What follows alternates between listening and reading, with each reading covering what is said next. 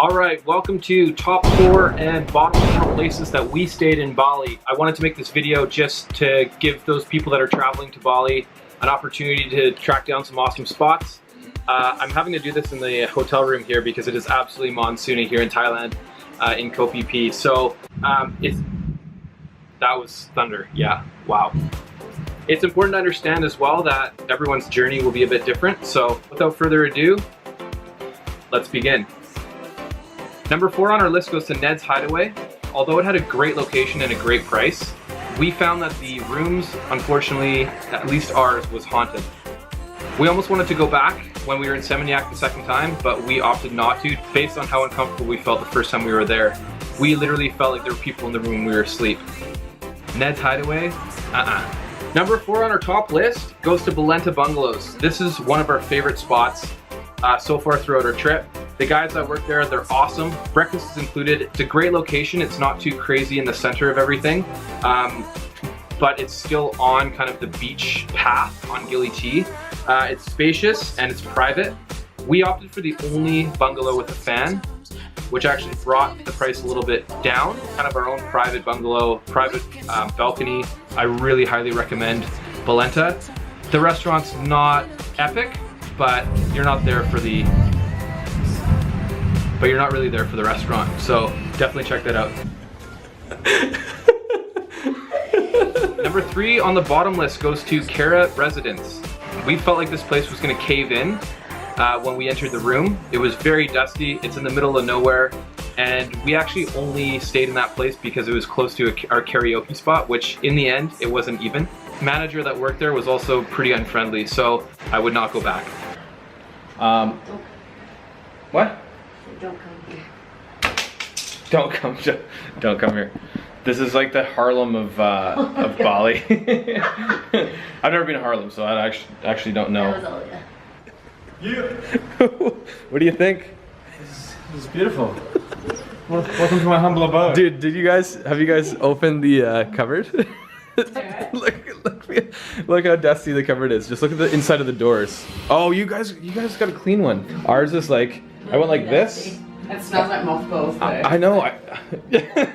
I'm gonna put my sarong down, I think, on these 1970s linen sheets. Are some nice stains as well. Yeah. Oh god. Oh, I don't want to know what they are. Number 3 on our top list goes to the Chenangan Cliffside. This was an absolute steal of a deal for us. It's affiliated with the Chenangan Inn, which is really close to the Yellow Bridge. We got a room down there for 250,000 rupiah. We did want to stay, but unfortunately it was booked up. So they let us go to their sister kind of homestay for the same price. And the people next to us were quoted 500,000 and we paid half that. This place is awesome if you want seclusion on Nusa Chenangan. For people that go to Nusa Lembongan and Nusa Chenangan, they typically want to stay a little bit more secluded in a secluded area. So the ride in is as beautiful as it is treacherous, as you'll probably see in the footage.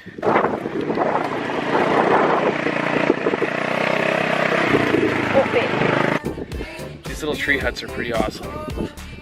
This is kind of like a dining lounge area. You might be able to get 250. Anything under 400 I would take.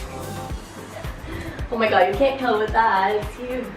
Number 2 goes to the first place that we stayed when we went to Gili T. It's called Me Guesthouse. It had an awesome price. This is a typical situation when you land on Gili T to have a guest house manager or owner come up and try to bring you to his place. Holy, that is thunder. This is crazy. Wild. It's absolutely insane thunder right now. Back on track here. There was basically cockroaches everywhere. It was pretty dirty, so do not go there.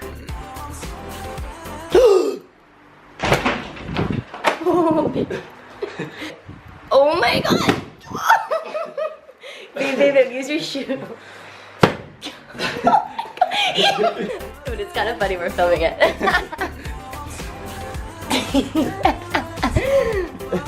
All right, number 2 on our list goes to the Crystal Beach Bali in Chandidasa. The beauty in the footage speaks for itself. Awesome people that work there. It's a little bit of a nightmare to get to if you take the Google Maps route, but if you take the original route, it's great. This is kind of a nice little getaway if you don't want to be in the thick of the busyness in Candidasa. Great little place, really, really clean. Highly recommend it. And it's right on the water, which is also a bonus. Google Maps basically takes you the easiest route. It may not be the safest, or it may not be the most rational. I seriously thought we were on like a BMX motorbike track. This is the bike we have. A little Vario. I was so worried about these tires the whole time. Number 1 was Ojek's homestay in Ubud. The place smelled like pee. We had to leave the first room because we literally couldn't breathe when we entered. After I checked out, they didn't want to have anything to do with us. I felt like it was pretty unfair considering that we had stayed there. They wouldn't even help me out with a phone call. As soon as we were out of their hair, they didn't want to help out at all. Ojek's is definitely a place that I would not go back. Please don't go there.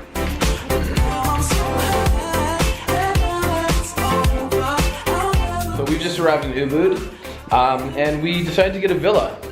The number 1 place goes to a villa in Ubud. Now, I recommend any villa in Ubud. If you can get a villa for a low price, whatever your budget is, I highly recommend that. We just happened to choose Dupa Sriwaradi. I'm totally not saying it right. As you can see on the bottom, that's how you spell it. Privacy, cleanliness, spacious, great Wi-Fi, breakfast included, and if you can link up with some friends or if you meet people along the way, definitely recommend doing a villa in Ubud. Our villa was awesome. Dupa Sriwaradi. On our bonus bottom, this one was White Sand Studio. Clearly they don't do a good enough job at cleaning. We found some evidence underneath the dresser that proved to us that the cleaning was definitely subpar. Would you stay in a place if you moved some stuff around and this is what you found? What could it be?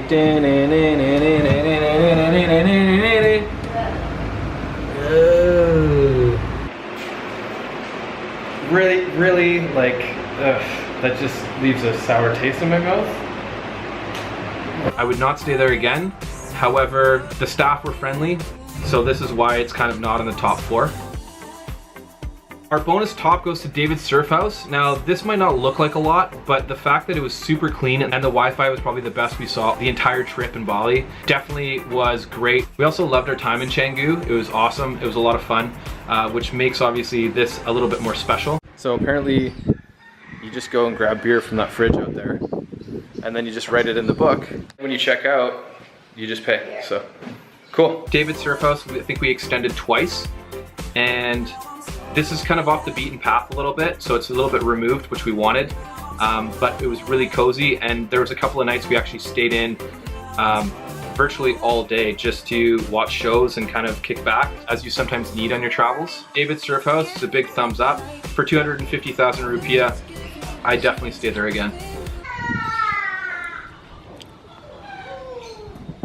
Okay, let's go. I really hope this helped you guys. For those of you that are traveling to Bali, hopefully you can stay in one of the top 5. Message me back and let me know how you liked it. Thanks so much.